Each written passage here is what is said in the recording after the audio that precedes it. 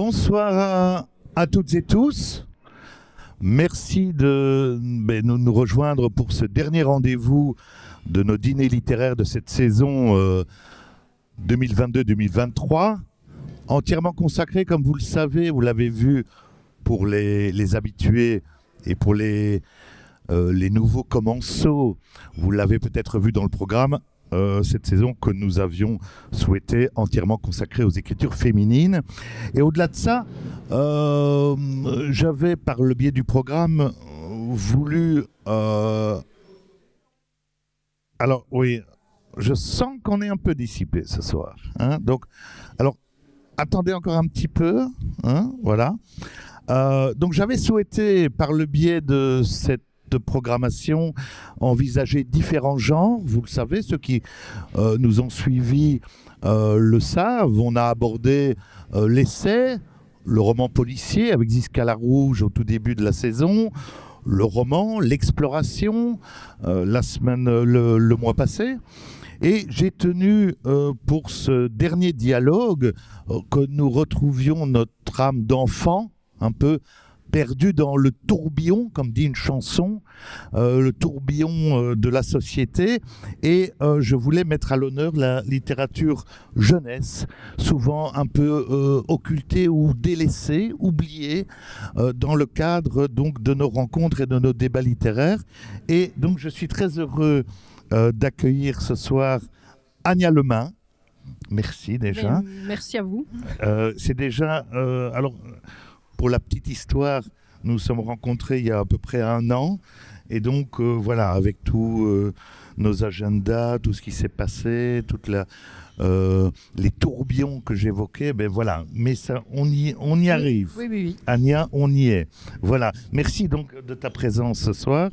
Je parlais j'évoquais à l'instant la littérature, l'écriture, l'illustration pour la jeunesse avec Ania, mais Ania, et on va le voir, tu as beaucoup d'autres cordes à tes arcs, j'ai envie de te dire, car donc après tes études à l'Académie des Beaux-Arts de Bruxelles, tu as exploré de nombreuses techniques, oui. De nombreux...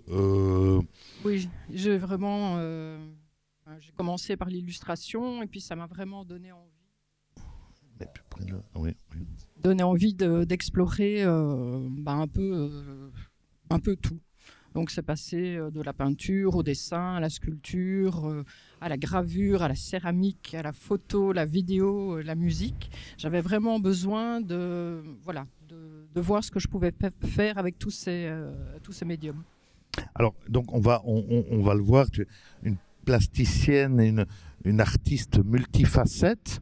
J'ai entendu, j'ai lu à plusieurs reprises une polyartiste. J'aime pas tellement ce terme-là. Non, je préfère multifacette. Multifacette, voilà.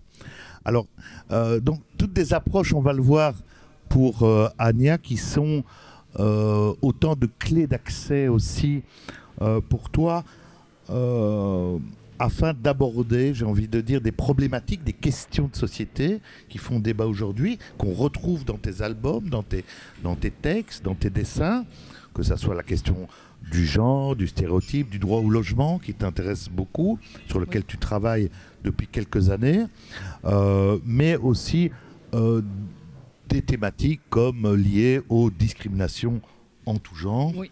On va y revenir par le biais de ta production récente, parce qu'il y a pas mal de choses. Oui, il y a 3 bouquins qui sont sortis l'année passée. Il y a 3 bouquins en 1 an, et on va voir que on va retrouver un éditeur dont on a déjà parlé ici il y a 2 mois, les éditions F de Ville, éditions bruxelloises, qui ont un peu le vent en poupe, et on verra qu'ils ont fait aussi un beau travail pour toi dans le cadre d'une collection créée. Oui.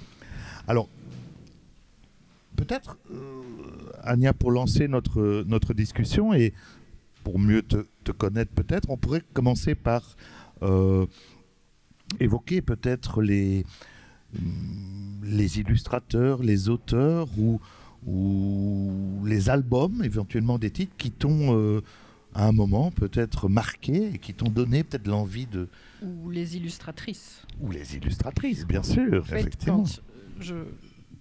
quand j'étais petite, j'habitais dans la même rue qu'Elisabeth Ivanovsky. Et donc, pendant toute une période, j'ai passé tous les mercredis après-midi à boire le thé chez elle. Et je pense que ça a vraiment contribué à, sans forcément dessiner avec elle, mais le fait de discuter avec elle et voilà, de passer mes après-midi là, c'était, je sais pas, ça m'a marqué. Et donc aussi peut-être un style de dessin qui t'a... Non, pas forcément. Je dessine depuis que je suis toute petite, en fait. J'ai fait mon... Oui, c'est ça, voilà. Je dis toujours, je suis née avec un crayon en main et je dessine vraiment et c'est quelque chose que j'adore depuis que vraiment je suis toute petite. Et est-ce que tu étais une lectrice de bande dessinée Ah oui. Oui, oui, quand même. Oui, bah, les albums jeunesse aussi. Hein, j'adorais Tony Ross, Jean Claverie. Et dans les BD, c'était Yakari. Ça, c'était... Yakari. Est-ce que vous vous souvenez de Yakari? On s'en souvient, effectivement. Avec les histoires avec les chevaux, les Indiens, c'était ce que j'adorais. Alors, donc lectrice de bande dessinée, découverte d'albums, de dessins. Effectivement, on peut rappeler quand même que tu es bruxelloise. Hein, oui. Hein, parce que, alors, en parlant juste ici avant dans plusieurs des présentations, je ne sais pas si vous avez eu l'occasion de le voir, mais dans plusieurs des présentations d'Ania sur les sites où on reprend, Ania vit entre Bruxelles et Montreuil. Alors pourquoi Montreuil? Vous le savez sans doute. Montreuil, c'est la Mecque de la littérature jeunesse en France. Hein, il y a le grand salon de littérature jeunesse. Il y a le centre de promotion du livre de la jeunesse en France. Tout ça se trouve à Montreuil. Alors, c'est une légende, hein, c'est pas vrai du tout. Oui, alors ce n'est pas vrai, mais... C'est pas vrai, mais c'est un petit peu vrai. J'ai habité pendant plusieurs années en région parisienne et ailleurs en France. Et donc j'ai fait effectivement les navettes entre Bruxelles et la France pendant plusieurs années, mais pas spécifiquement à Montreuil. Donc il y a eu, vous voyez qu'il y a des choses. Par contre, je suppose que tu as déjà été au salon. Au salon, oui, tu as effectivement. Donc peut-être un mot sur ce salon qui est quand même quelque chose d'important pour dans le domaine de la littérature jeunesse. C'est un salon énorme, voilà. C'est pas le salon où j'ai été le plus souvent, donc c'est pas c'est effectivement le salon littérature jeunesse, mais il y a tellement de monde que voilà. Et alors, par rapport justement au statut de la littérature jeunesse, est-ce que ici à Bruxelles et en Belgique, est-ce qu'il y a des choses équivalentes, par exemple? Est-ce que tu peux peut-être nous parler du paysage éditorial de la littérature jeunesse? On va venir à l'éditeur, mais est-ce que tu as des soutiens? Est-ce qu'on a une politique qui soutient la littérature jeunesse ici à Bruxelles? Je dirais que oui. La fédération Wallonie-Bruxelles est quand même assez active. Et permet avec des bourses ou avec Objectif Plume de faire connaître les auteurs, les illustrateurs jeunesse. Non, je pense que ils sont bien actifs. Par contre, on n'a pas de salon spécifiquement dédié à la littérature jeunesse. Non. Il y a le centre de littérature jeunesse qui fait un boulot de représentation, mais effectivement, il n'y a pas un salon dédié. Non. J'ai pas d'avis sur si c'est nécessaire absolument d'isoler la littérature jeunesse, ou bien si au milieu d'autres salons de littérature, il a sa place. Alors oui, d'autant qu'on va le voir avec tes ouvrages, tes albums, qu'il y a plusieurs strates de lecture. On va y venir, mais alors avant d'évoquer ton actualité la plus récente, je voudrais peut-être qu'on dise un petit mot sur F de Ville, dont je le dis, on a déjà évoqué cet éditeur bruxellois ici lors de la rencontre avec Verana Hanf. Alors, pour le coup, moi j'aimerais bien savoir comment s'est fait cette rencontre avec eux, parce qu'ils n'avaient pas de collection de jeunesse. Oui, mais c'est lui qui m'a demandé en fait si j'avais pas un bouquin dans mon tiroir. Oui. En fait, j'ai commencé par faire des expositions chez eux. Au départ, ils ont comment appeler ça, salon de thé, galerie, librairie. Et donc c'est comme ça que je les ai rencontrés en fait. Et voilà, j'ai exposé plusieurs fois. Ils sont vraiment des chouettes personnes. Et voilà, un jour, je pense que c'est au moment où il a commencé à développer plus la partie maison d'édition, il m'a demandé si j'avais pas un livre dans mes tiroirs. Alors ça, il faut pas me demander parce que j'en ai plein. et voilà. Et donc, 1, et puis 2, 3, 4, c'était vraiment un peu inespéré, en fait, autant de... Et la qualité est vraiment superbe, je trouve. Oui, donc, bon, je connais un petit peu l'éditeur également. Effectivement, il a créé d'une certaine façon une collection au sein des éditions F de Ville pour accueillir ta production. Je pense qu'il a intitulé Les premiers travaux d'Hercule. Oui, hein, oui. C'est la collection, donc ça donne des livres, des albums de très grande qualité, je trouve vraiment. Alors, il y en a effectivement, donc il y a deux qui sont parus dans ce format-ci. Il y a un format un peu plus petit, mais qui est souple. Hein, oui, ça c'est le pas de côté, comme il l'appelle. Ouais. Donc, qui n'est pas dans le même style que les deux autres, qui est peut-être moins directement, spécifiquement pour les enfants, on va dire. Mais bon, même si moi je ne mets jamais d'âge. Donc, mais le graphisme est plus peut-être un peu moins doux que dans les deux autres. C'est ça, oui. Et voilà, donc celui-là est une collection à lui tout seul. Le pas de côté qui amènera peut-être d'autres pas de côté. Alors, donc là, on parle effectivement de ces albums qui sont tout récents, hein, c'est l'année passée. Mais Ania travaille depuis de nombreuses années dans le domaine. Hein, oui. Parce qu'on a ici, j'ai retrouvé dans les collections de la bibliothèque où je travaille, ce petit format aux éditions Esperluette, qu'on connaît bien, qui date de 2001. Donc je veux dire, voilà, oui. Le travail se poursuit. On est là dans une production qui s'échelonne sur longtemps, parce que le premier est sorti en 1991. D'accord, voilà. Donc ça fait longtemps. Donc là, il y a quand même du boulot. Alors, dans plusieurs articles qui te sont consacrés, il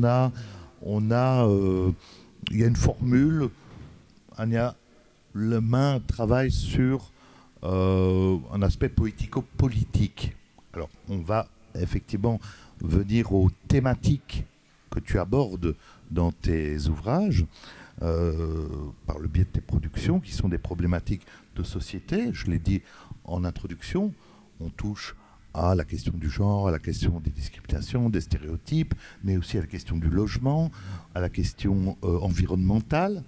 Alors, je voulais peut-être revenir justement sur cette exposition que tu as proposée il y a quelques années au Brass, hein, qui est le centre culturel de Forêt, où tu avais proposé toute une exposition allant de la peinture au dessin, en passant par l'installation ou la vidéo, autour de la thématique de l'abri, oui, qui est une de tes... Oui, ça fait plusieurs années maintenant que j'explore vraiment l'idée de l'abri. dans tous les sens du terme, qu'il soit matériel, immatériel. Et la question du sans-abrisme est quelque chose qui me touche énormément. Et voilà, et donc j'essaie de proposer chaque fois une œuvre dont les bénéfices vont à une association qui s'occupe des personnes sans abri. Le kit maison, par exemple, qui est un espèce de petit fagot de bois. Et avec le nombre de petits morceaux de bois, on sait fabriquer une maison symbolique. Et voilà. Donc, oui. On peut acheter la maison, la construire ou pas la construire. Et voilà. Et l'argent va à une association qui est sans abri. Effectivement, ces expositions, tu l'as fait plus récemment aussi, mais c'est l'occasion pour toi de montrer toutes les facettes, oui, justement, dont on parlait tout à l'heure, les différentes facettes de ton travail, ouais, d'exploration d'une thématique, en l'occurrence ici le logement, l'abri. Donc, moi, ce que je voulais savoir, c'est à partir de comment un médium s'impose à toi pour travailler sur une thématique. Comment est-ce que tu choisis tel ou tel médium, que ce soit le dessin, la vidéo En général, je voyage d'un médium à l'autre. C'est pas un médium en particulier. J'aime bien raconter justement de différentes façons pour essayer d'explorer toutes les facettes d'un même sujet, d'une même thématique. De le décliner sous différentes, oui, sous différentes formes. Alors, avec ce petit livre paru donc chez F. Deville en 2022, Bobby, mais on trouve un personnage qui est un martinet. Oui. Hein, un martinet, donc l'oiseau, effectivement, qui est recueilli. Et donc, on retrouve ici cette thématique de l'abri, finalement, quelque part, puisque... Oui, je me suis rendu compte, en fait, que c'était une thématique que j'explorais déjà depuis très longtemps. Oui. En fait, ça fait seulement quelques années que je me rends compte de ce que j'explore, en fait. Alors, ce petit Bobby, avec un E, dont on ne sait pas... Alors, je vais vous lire les deux premières pages. Je suis Bobby, parce qu'on ne sait pas si je suis une fille ou un garçon, et moi non plus. Mais en tout cas, je suis un martinet. Elle me dit que je suis un cadeau tombé du ciel. Elle a un peu raison, mais je suis juste tombé de mon nid. Il ne faut pas le lui dire. J'ai eu beaucoup de chance, je n'ai de cassé que quelques plumes. Ce jour-là, ma deuxième maman me vit et me ramassa avant le chat. Donc voilà, on est ici effectivement dans cette thématique du genre, mais aussi dans cette thématique de l'abri, du logement, aussi évidemment du côté social, bien sûr, de l'aide, de l'entraide, qui est un thème qu'on retrouve dans plusieurs de tes albums. Oui. C'est aussi une histoire basée sur une histoire vraie. Ah, voilà. Bobby. Ah, ben, dis-nous un petit mot de cette histoire. Ben, oui. J'ai recueilli un bébé martinet tombé du nid il y a pas mal d'années maintenant. Et donc voilà, c'est un peu son histoire. C'était une façon de lui rendre hommage, en fait, de raconter un peu voilà, son parcours, enfin notre parcours. Alors, il y a ces petites notes aussi d'humour. Il y a dans beaucoup de tes dessins et de ton graphisme des références. Et ça, j'ai remarqué, j'étais touché par ça, mais cette référence au jeu de loi, une sorte au parcours, en fait. On peut l'illustrer, on le verra tout à l'heure, mais alors ici c'est un peu plus. Mais dans beaucoup de tes albums, il y a ce jeu de loi. Oui, mais comme si tu entraînais le lecteur, qu'il soit adulte ou plus jeune, mais sur les traces d'un parcours bon, on va pas dire initiatique, mais enfin un parcours que tu invites à suivre, quoi. Mais Bon, moi, sais pas si- enfin, je sais pas comment expliquer. C'est vraiment quelque chose qui, oui, effectivement, l'idée du serpent, jeu de loi, etc. D'ailleurs, c'est devenu un vrai jeu. Oui, c'est ça. Oui. Et j'aime ces espèces de labyrinthe en même temps, C'est ça. spirale, chemin, en fait, cheminement. Alors, on va attendre juste que Madame décroche. Non, mais c'est pas grave. Ça arrive, il n'y a pas de problème. Hein? Non, là par contre, attention.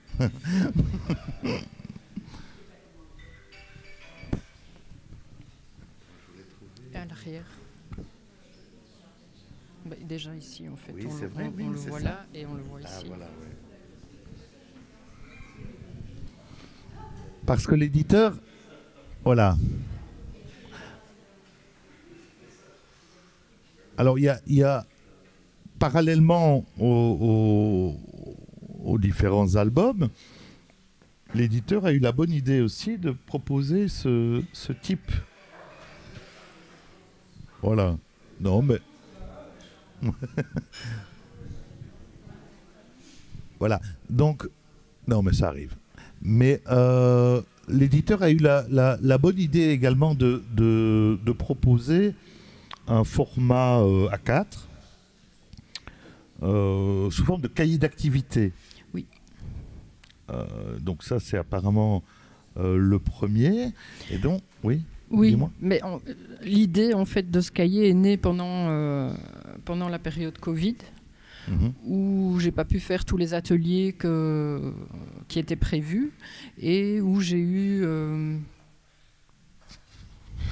voulu en fait créer un support d'activité à pouvoir faire chez soi ou en atelier et donc c'est comme ça que c'est né.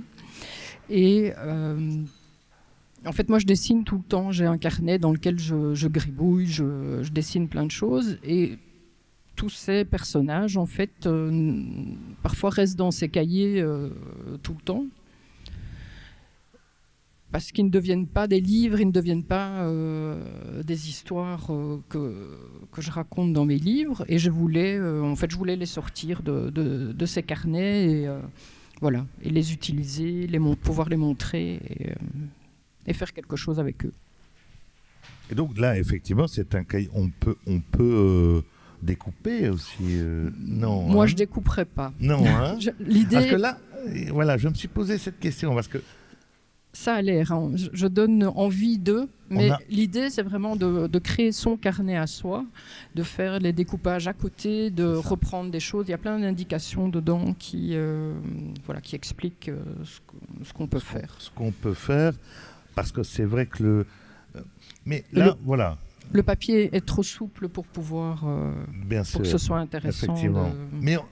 Mais c'est vrai que le format et la disposition des dessins donne envie de...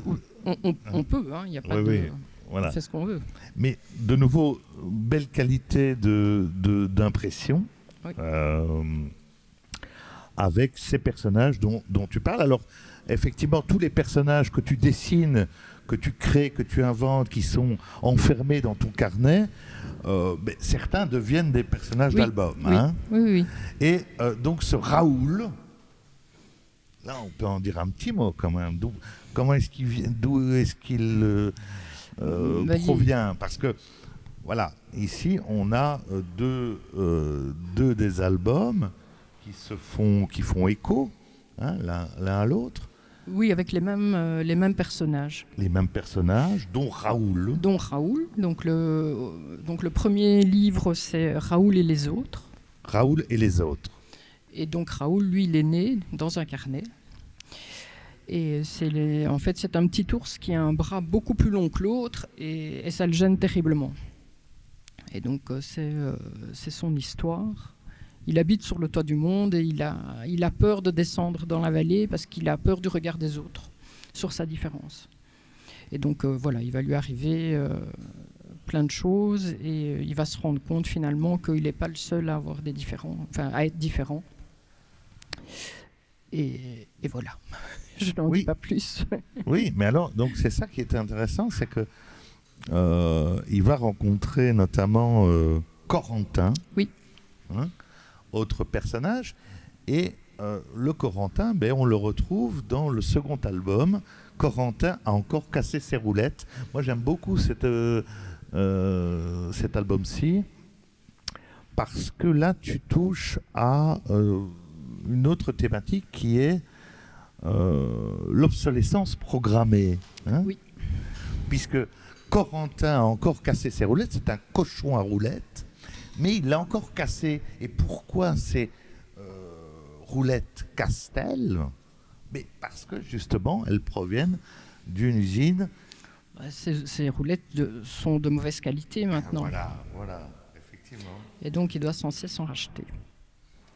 Mais, alors, il dit quelque chose d'intéressant ici. J'ai à nouveau cassé. Donc, avant, les roulettes, j'arrivais à les garder longtemps. Mais maintenant, on est envahi d'usines qui fabriquent de plus en plus de trucs qui cassent plus vite les uns que les autres. On doit sans cesse racheter. On ne peut même plus réparer.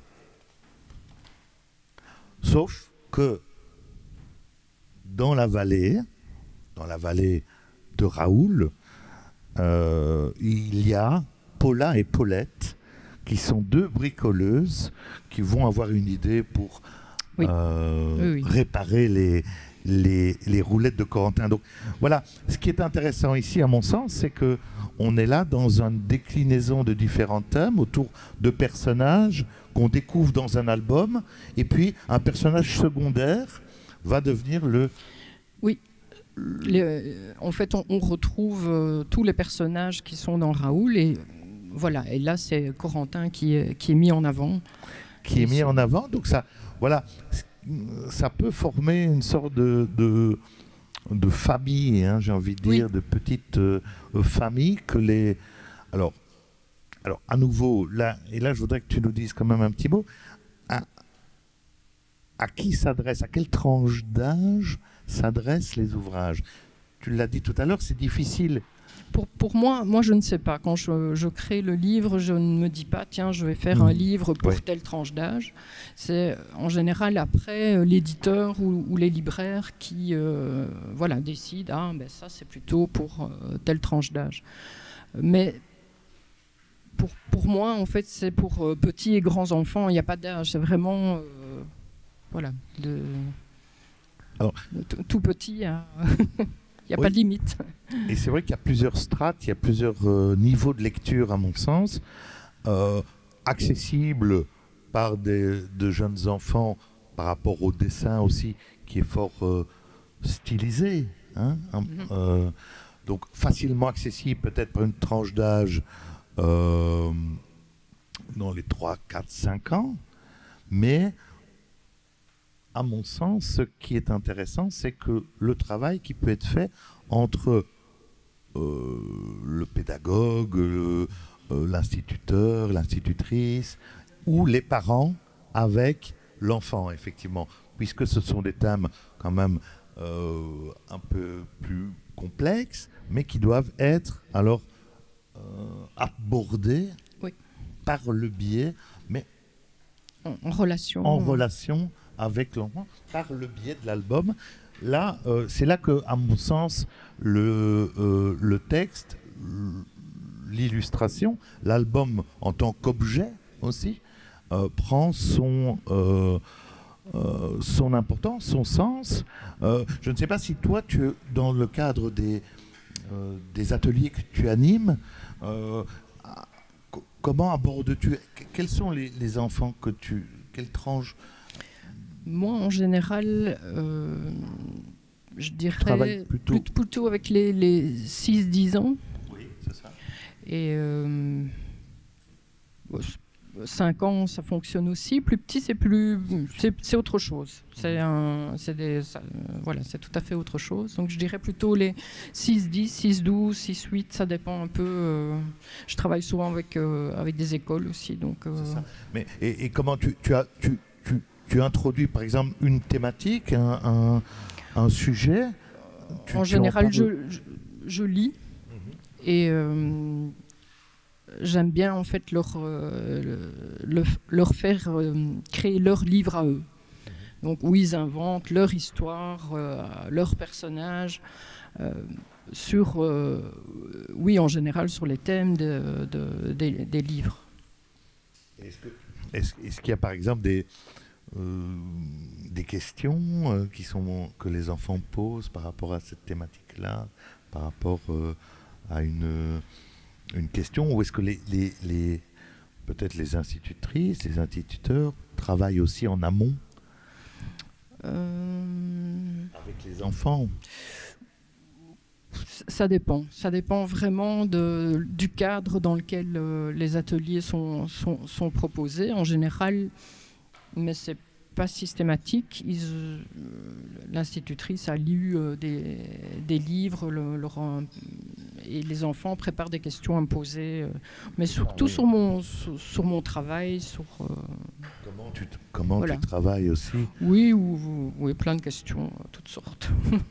Oui, c'est ça, parce que ils doivent être intrigués aussi, je suppose, pour avoir travaillé mais très peu, mais avec les enfants, je sais qu'ils sont toujours intrigués du comment est-ce qu'on arrive du dessin au livre en tant que tel.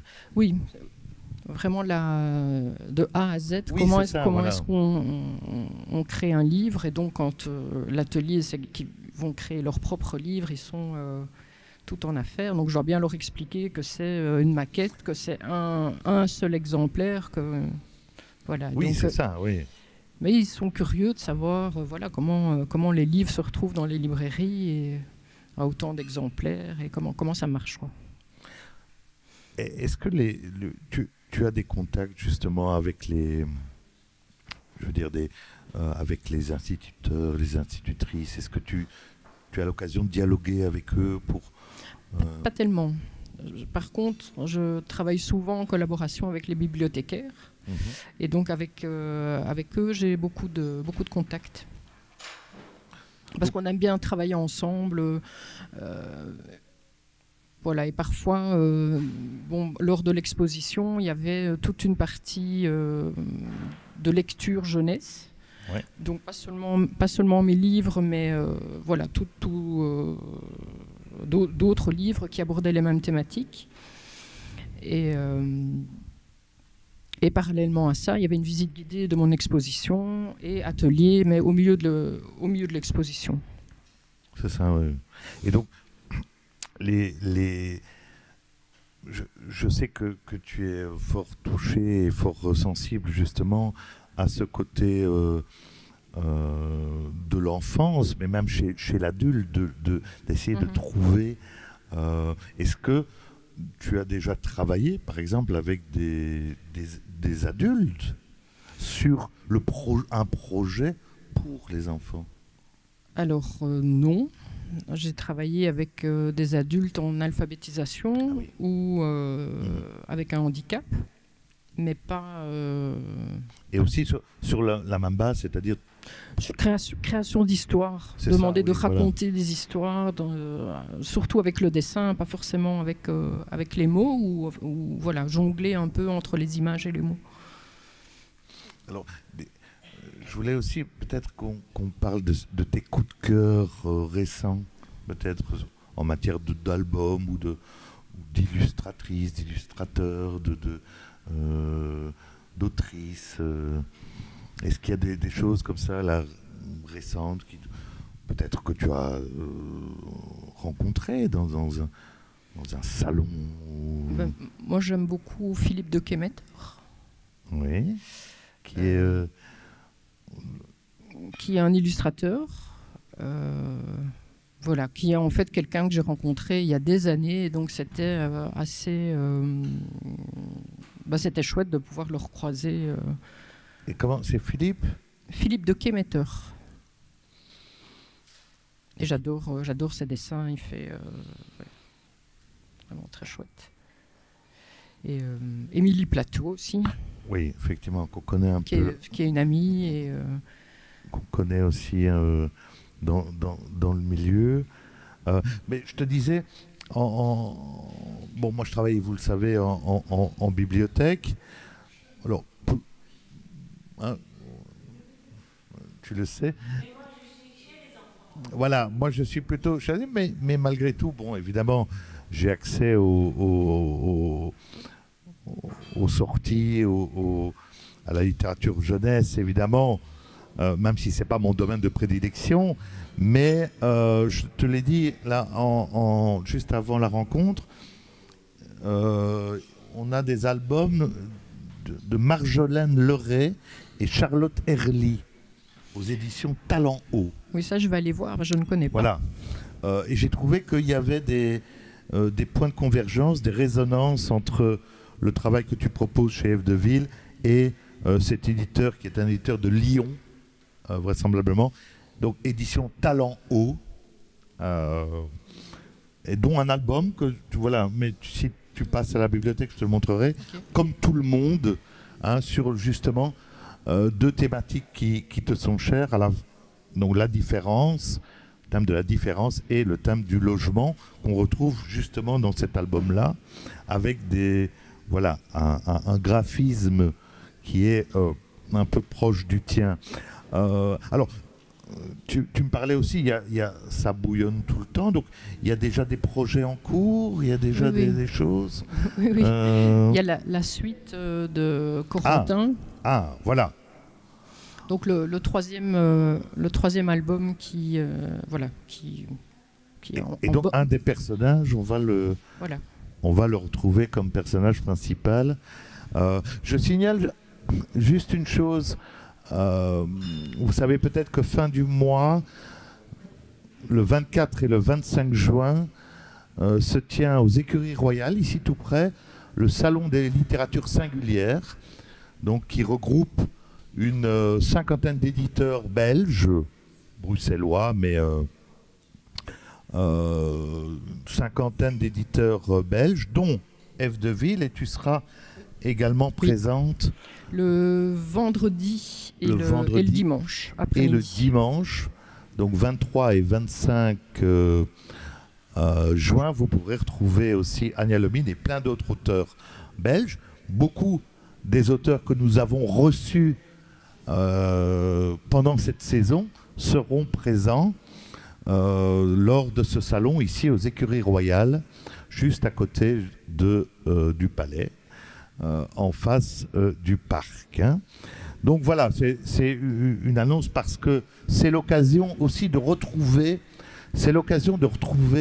des éditeurs, des auteurs qu'on a rencontrés ici, avec lesquels on a dialogué et que vous pourrez retrouver lors de ce week-end, de ce dernier week-end de juin.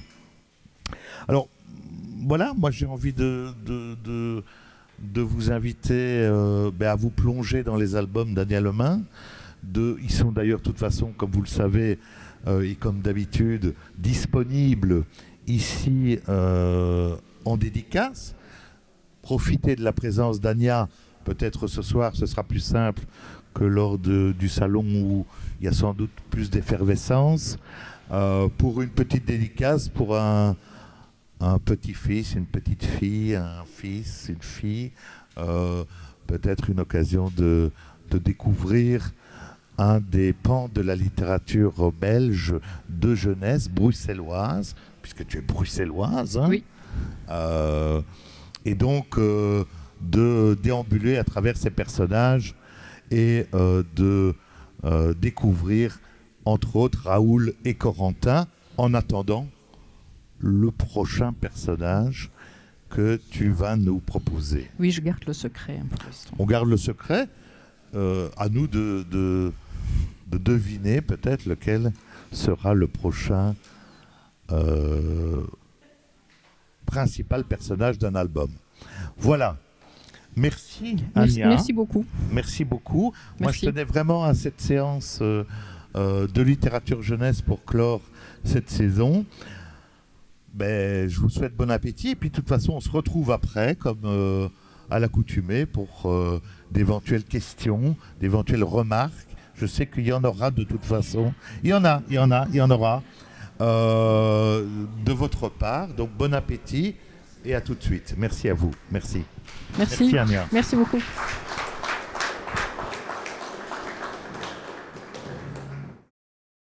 Maison